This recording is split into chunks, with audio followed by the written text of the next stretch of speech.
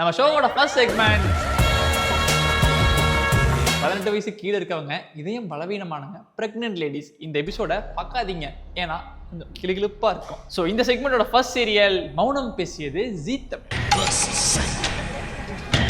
அதாவது இங்க வந்து என்னன்னா, ஒரு ராஜா ஒரு ராணி, இந்த பக்கம் ஒரு ராஜா இங்க ஒரு ராணி. இப்போ இவங்க 2 பேரும் இஷ்டப்பட்டு கல்யாணம் பண்ணிக்கிட்டாங்க, இவங்க 2 பேரும் இஷ்டமே இல்லாம கல்யாணம் பண்ணிக்கிட்டாங்க. ஆனா இந்த ராஜாக்கு மட்டும் அந்த ராணி மேல கொஞ்சம் இஷ்டமா இருந்திருக்காரு. பட் அந்த ராணி நோ மீன்ஸ் நோ அப்படின்ட்டாங்க. ஓகேங்களா? இப்போ இந்த ராஜாவும் ராணியும் இந்த ராஜாவும் ராணியும் கல்யாணம் பண்ணிட்டு பயணத்தை ஸ்டார்ட் பண்ற நேரத்துல இவங்க பயணம் பண்ண பஸ்ஸு ஒரு பாலத்துக்கு அடியில விழுந்து இந்த ராணியும் இந்த ராஜாவும் அவுட்டு. அதுக்கப்புறம் மிச்சம் இருக்க இந்த ராஜாவும் இந்த ராணியும் இப்போ ஒன்று சேர்ந்து வாழ்க்கையை ஸ்டார்ட் பண்ணாங்களா இல்லையா? வாங்க பார்க்கலாம். குக்கர்ல அரிசியை போட்டு வந்திருக்கேன், அதை போய் இறக்கி வச்சுட்டு வந்துருனே. அதாவது மக்களே, இந்த ராஜாவும் இந்த ராணியும் பாவம் இஷ்டமே இல்லாம கல்யாணம் பண்ணிக்கிட்டு பாவம் நாங்க சந்தோஷமாவே இல்லை அப்படின்னு நம்ம கிட்ட சொல்றாங்க. ஆனா அவங்க என்னென்னலாம் பண்றாங்கன்னு பாத்தீங்கன்னா, பாவம்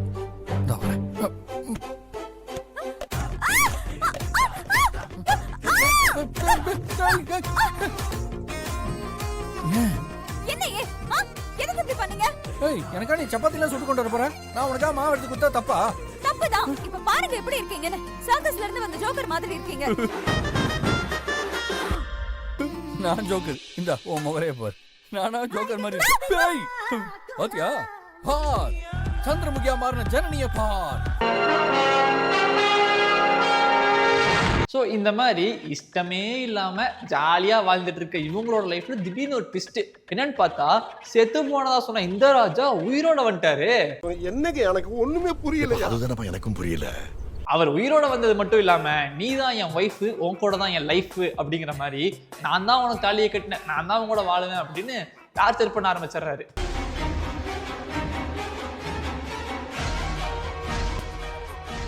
எங்கடி போற? என் தாலிய கழுத்துல கட்டிக்கிட்டு ஊர் ஊரா சுத்துறியா? உயிரே போனாலும் நான் உனக்கு கிடைக்க மாட்டேன்டா. உயிர் போறதுக்கு முன்னால மாமா கூட முதல்ல இரவு முடிச்சிடலாமா?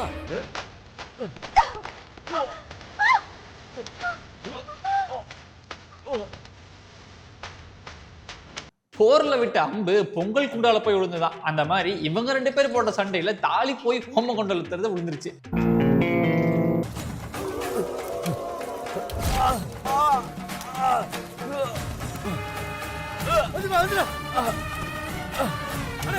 அவர் அந்த தாலியை மட்டும் எடுக்கல, எல்லார் தாலியும் சேர்த்து எடுத்திருக்காரு. மொத்தத்துல புடிச்சோ பிடிக்காமையோ வாழ்ந்துட்டு இருக்க இந்த ராஜாக்கும் ராணிக்கும் இடையில ஏதோ ஒரு அத்தை பொண்ணோ மாமன் பொண்ணோ வந்தா தானங்க அது சீரியலே.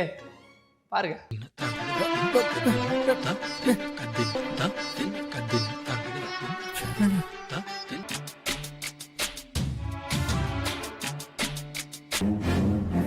ரம்யா விடு. விடுன்னு சொல்றேன்ல. சிறுசுகிட்ட சிக்கிட்டா. உனக்கு என்னடி? இது ஏன் மாமா. என் மாமா மேல நான் ஆசைப்படுவேன், என்ன வேணாலும் செய்வேன். அத கேட்கறதுக்கு நீ யாரு? போடி வெளிய.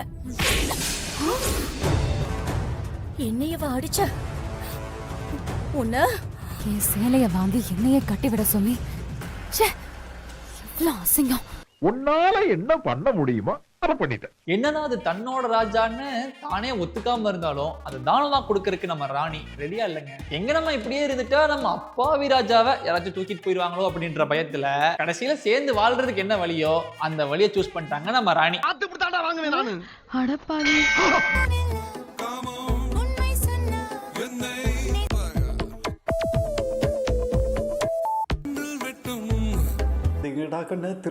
அடுத்து பார்க்க போற சீரியல் ஜீ தமிழ்ல இருக்க நினைத்தாலே இனிக்கும். இப்போ ஒரு டாஸ்க், நம்ம ஹீரோ குளத்துக்குள்ள இறங்கி நடராஜ சிலையை வந்து எடுத்துட்டு வரணும். அவ்வளவு ஈஸியாலாம் எட்டு வர முடியாது. அங்க ஒரு ட்விஸ்ட் இருக்கு.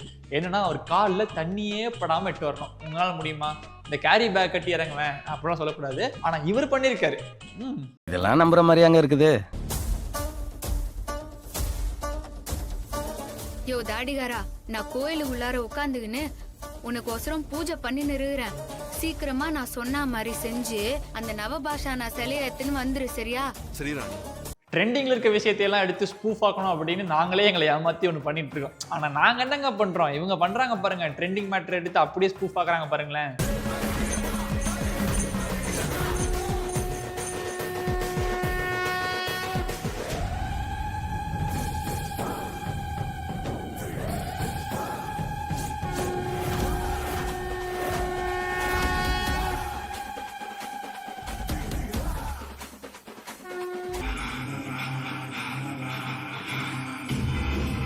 இந்த ஆவி இந்த அட்டெம்ப்ட் தோத்துருச்சு. அடுத்து என்ன போகுதுன்னு பார்த்தா சும்மா இருக்காம புதுசா ஒரு சீனியா இருக்குது.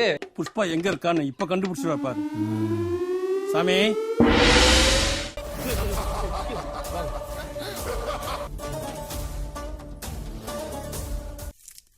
தடி முதல் வெத்தல எனக்கு தான்.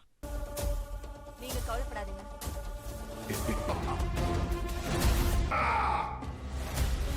நினைக்கிற மாதிரி எல்லாம் நடக்கணும் துர்கா காளி.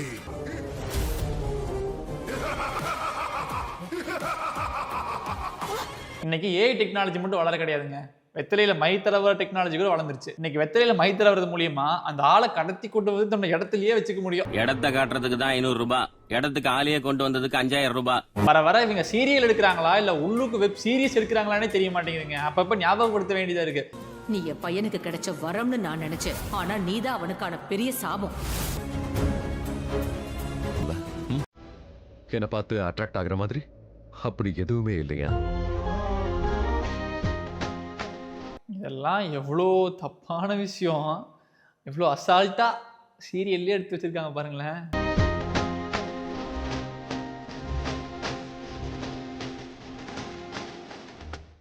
இப்ப ரொம்ப பக்கத்துல வந்துட்டேன். இப்போ உனக்கு எந்த ஃபீலிங்ஸும் வரலையா?